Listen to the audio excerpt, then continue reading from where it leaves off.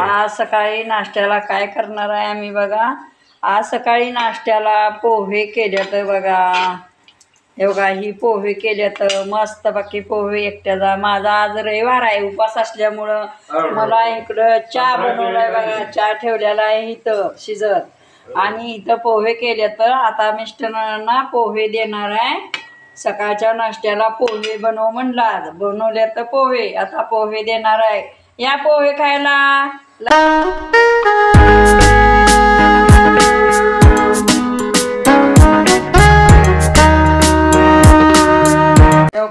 जेवण आम्ही बनवलेलं आहे बरं का। तुम्हाला सांगते बघा बाजरीची भाकरी आम्हाला कडकच लागते बरं का। तीळ लावून बाजरीची भाकरी केलेली आहे। इथं कारलं आहे, इथं घेवड्याची शेंग आहे, ही बटाट्याची आमटी कटाची केलेली आहे कटाची। बघा ही आमटी कट आलेला आहे कटाची आमटी। ही तुंडी लावायला कांदा टमाटो घेतलेला आहे आम्ही।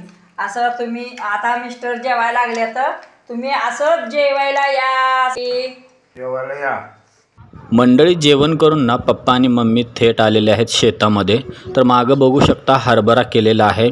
तर हरभरा जो केला आहे ना ह्याच्यामधूनच आंबे आम्ही लावणार आहोत। पाठीमागं बघू शकता मंडळी ट्रॅक्टर चालू आहे म्हणजे पाईपलाईन जी केली आहे ना तर ती चारी मुजवण्याचं काम चालू आहे। तर आता आमच्या पाईपलाईनचं पुरलेली आहे, आता ती मुजवायचं काम चालू झालेलं आहे आणि आमचं हरभरा त्यातून आंब्याची बाग लावणार आहे। हे पाईपलाईन मुजवायचे काम चालू आहे व त्याच्याकडे हरभरा आहे। पाईपलाईन मुजवल्यानंतर ह्या हरभऱ्यामधून आंब्याची बाग लावणार आहे। पप्पा इथं थांबलेला आहे ट्रॅक्टरच्या जवळ। तर मम्मी जे आहे ते झाडाखाली जाऊन बसलेले आहे। मंडळी बघू शकता आमचं शेत कसं वाटलं कमेंट करत जावं मंडळी। तर मागं बघू शकता हरभरा कसा आलेला आहे।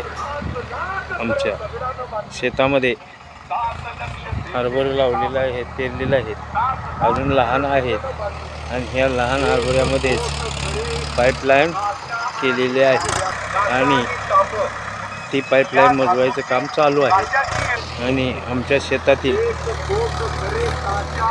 जी पाईपलाईन आहे त्याला ड्रिप पण करायचे आहे। इथं मुजवायचं झाल्यानंतर ना आम्ही घरी जाणार आहे।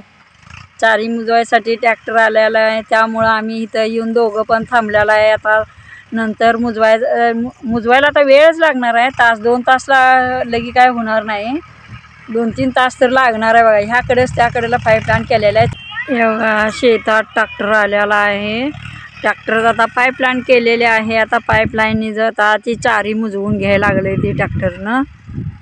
आम्ही इथं येऊन थांबलेला आहे बघा दोघं पण। मग लय वेळ लागणार आहे। लाईक करा।